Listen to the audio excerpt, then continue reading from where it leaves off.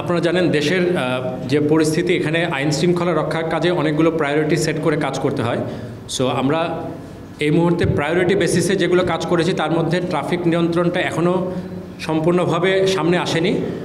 আর traffic নিয়ন্ত্রণের মূল দায়িত্বটা আসলে ট্রাফিক পুলিশ, এবং এটার সাথে আমরা যদি এটাকে একটি পার্মানেন্ট সলিউশনের কথা চিন্তা করি, সেক্ষেত্রে এখানে অন্যান্য সংস্থা, সরকারি মন্ত্রণালয়, তাদেরও কিছু সংশ্লিষ্টতা রয়েছে। তো অবশ্যই যদি এরকম কোনো কার্যক্রম গ্রহণ করা হয় যেখানে আমাদের সহায়তা প্রয়োজন, আমরা সহায়তা করব। বাট আমরা মনে করি যে এটার একটা পার্মানেন্ট সলিউশন হওয়াটা বেটার। সেনাবাহিনী অবশ্যই এটার ক্ষেত্রে পদক্ষেপ নিতে পারে, বাট সাধারণত এগুলো একটু ক্ষণস্থায়ী সলিউশন হয়। বাট আমরা চাই যেন দেশের এই সমস্যাগুলোর দীর্ঘস্থায়ী একটা সমাধান হয়। এসএসএফের কোনো ভারী অস্ত্র হারানো যায়নি, কিছু পিস্তল হারানো গিয়েছিল, সেটার ব্যাপারে এখনও আমাদের সন্ধান কার্যক্রম। হ্যাঁ, এরকম বেশ কিছু অস্ত্র উদ্ধার হয়েছে যেগুলো সেমি অটোমেটিক অস্ত্র, রাইফেল। হ্যাঁ, এই ধরনের অনেক অস্ত্র অলরেডি উদ্ধার হয়েছে, কিছু এখনও বাকি আছে এবং এটার ব্যাপারে এখনও কার্যক্রম চলছে পুলিশ এবং সেনাবাহিনীর সমন্বয়ে।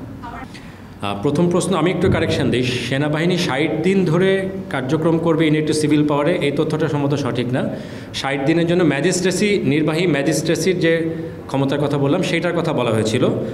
কতদিন থাকবো এটা সরকারের সিদ্ধান্ত, বিকজ সেনাবাহিনী ডেপ্লয় হয়েছে সরকারের সিদ্ধান্তে। সো সরকারই এটা নির্ধারণ করবেন যে সেনাবাহিনীকে কতদিন মোতায়েন থাকা প্রয়োজন। ঠিক আছে, এটা ছিল আপনার প্রথম প্রশ্নের উত্তর। আর দ্বিতীয় যেটা বললেন মানবাধিকার লঙ্ঘন বা বিচার বহির্ভূত হত্যা প্রতিরোধ করার ব্যাপারে আমরা সেনাবাহিনী অত্যন্ত সচেতন।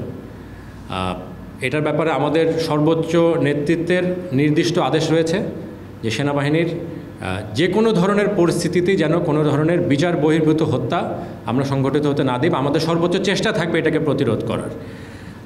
মানবাধিকার লঙ্ঘনের বিষয় যেটি বললেন, আমাদের সর্বোচ্চ চেষ্টা রয়েছে যাতে করে এ ধরনের কোনো ঘটনা আমরা ঘটতে না দিই। এবং আপনারা হয়তো শুধুমাত্র যেগুলো ঘটনা ঘটছে সেগুলো জানতে পারছেন, বাট এর বাইরে আমাদের কার্যক্রমের কারণে যে কতগুলো পরিস্থিতিতে এ ধরনের কোনো কিছুকে প্রতিরোধ করা সম্ভব হয়েছে, এটা হয়তো অনেক সময় জনসম্মুখে আসে না। যেমন শুধু ইন্ডাস্ট্রিয়াল সেক্টরে যদি আমরা বলি, ইন্ডাস্ট্রিয়াল সেক্টরে এ পর্যন্ত 600-রও বেশি আনরেস্ট হয়েছে এবং এর মধ্যে অনেকগুলো ভায়োলেন্ট ছিল, বিশেষ করে শুরুর দিকের যে ঘটনাগুলো। এখানে যদি আমাদের এবং অবশ্যই আমাদের সাথে অন্যান্য আইনশৃঙ্খলা রক্ষাকারী বাহিনীও ছিলেন, তারা যদি সময় মতো গিয়ে এগুলোকে প্রতিরোধ করার বা তাদেরকে শান্ত করার ব্যবস্থা না করতেন, হয়তো এর থেকে অনেক বেশি ঘটনা ঘটতে পারত। সো ওই বিষয়টিও আপনারা কাইন্ডলি কগনিজেন্সে নেবেন।